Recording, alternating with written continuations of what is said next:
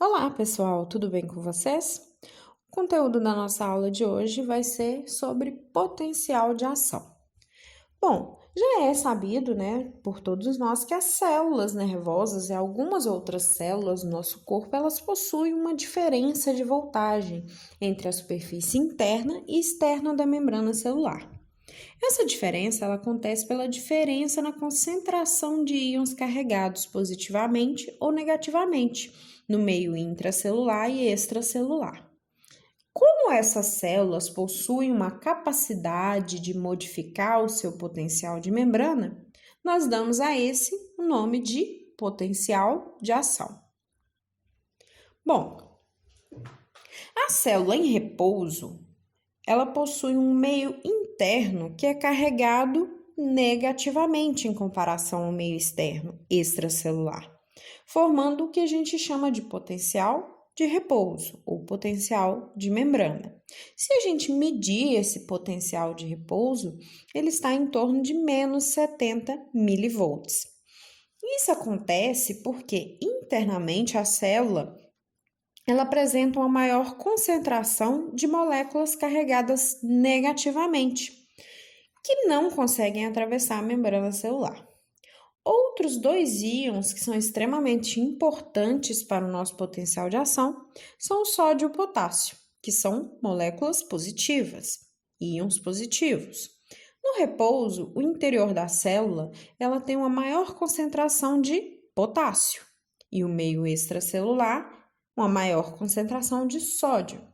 E esses íons, eles conseguem se difundir pela membrana. E é essa diferença de concentração e a capacidade desses íons de se difundir pela célula que garante o acontecimento do potencial de ação. Para manter este potencial de ação, nós temos uma proteína extremamente importante presente na membrana celular, que é chamada de bomba de sódio e potássio, como vocês podem ver nessa figura da direita. Bom, a bomba de sódio e potássio ela é responsável por manter essa concentração dos íons sódio e potássio dentro do esperado, né? Para internamente e externamente dessa célula. Para isso, ele realiza um transporte ativo. O que significa? Ele vai exigir gasto energético via ATP, onde ele vai transportar 3 sódios para fora da célula e 2 potássios para dentro da célula, mantendo dessa forma o potencial de membrana dentro do esperado. Quando uma célula nervosa recebe um estímulo, canais de sódio localizados na membrana celular se abrem e o sódio que está em maior concentração externamente, por difusão, entra na célula. Como ele possui carga positiva, o meio intracelular se torna menos negativo. Isso acontece até que a célula atinge uma voltagem chamada limiar, que é em torno de menos 55 milivolts. Ao atingir, outros canais de sódio voltagem independente se abrem e a membrana celular se torna altamente permeável ao sódio. Entretanto, muito sódio vai levar ao quê? A inversão da nossa polaridade, passando a ficar positiva internamente, o que é chamado de despolarização. Logo após, os canais de sódio eles vão se fechar e os canais de potássio vão se abrir. E o potássio tem mais dentro do que fora. Então, por difusão, ele vai o quê? Sair.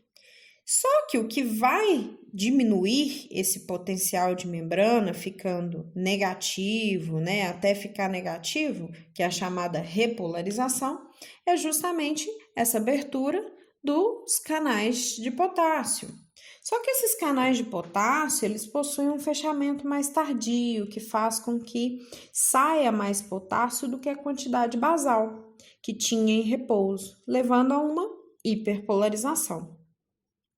Bom, tudo isso nós podemos observar nessa figura da direita, né? Onde podemos ver de azul a despolarização, onde temos a entrada do sódio. Em verde, nós temos a repolarização com a saída do potássio. E logo após a recuperação e o retorno ao potencial de membrana ou potencial de repouso. O gráfico representativo desse potencial de ação nós podemos observar nessa figura da esquerda, onde nós temos ali uma voltagem, né, da potencial de membrana em torno de menos 70, e ao atingir o limiar, né, em torno de menos 55, nós teremos o desenvolvimento, né, o acontecimento do potencial de ação. A essa fase de subida rápida nós chamamos de despolarização, que é onde nós temos a abertura dos canais de sódio e a entrada desse sódio para dentro da célula. Logo após, nós temos o fechamento desses canais de sódio e a abertura dos canais de potássio, onde teremos a saída deste potássio, a chamada repolarização. Bom, como muitas vezes esse canal de potássio ele pode demorar a fechar, nós teremos uma saída, né, uma manutenção da saída do potássio, o que gera a chamada hiperpolarização.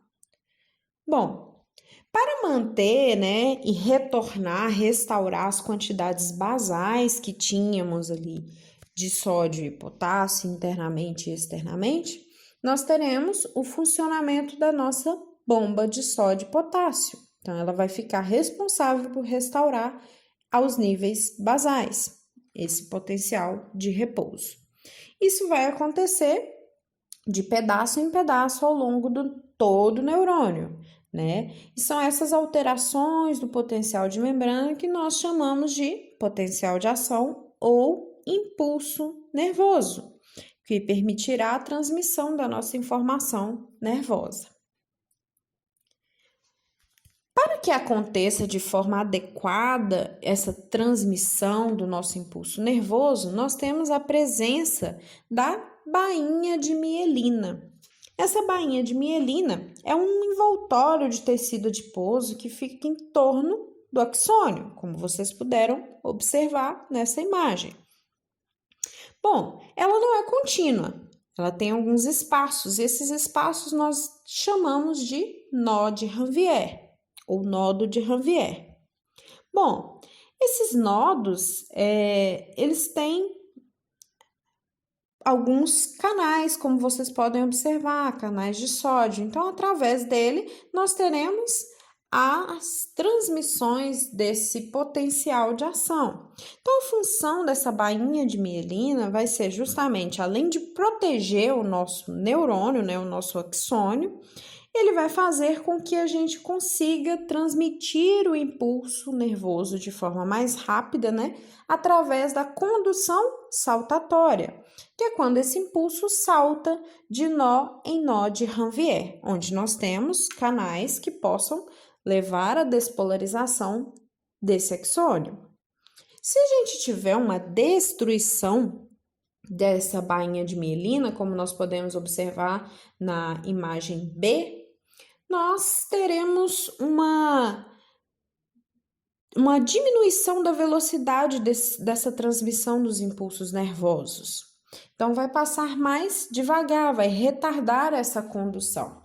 Isso a gente pode observar em algumas patologias, como, por exemplo, a esclerose múltipla, onde temos essa desmielinização, e esse paciente ele vai apresentar diversas características, como dificuldade de deambular, ele pode apresentar algumas alterações sensitivas, como visão borrada, entre outras características. Bom, o assunto da aula de hoje era isso, espero que tenham aprendido. Se gostou, curte, compartilha e não esqueça de se inscrever no canal. Um abraço!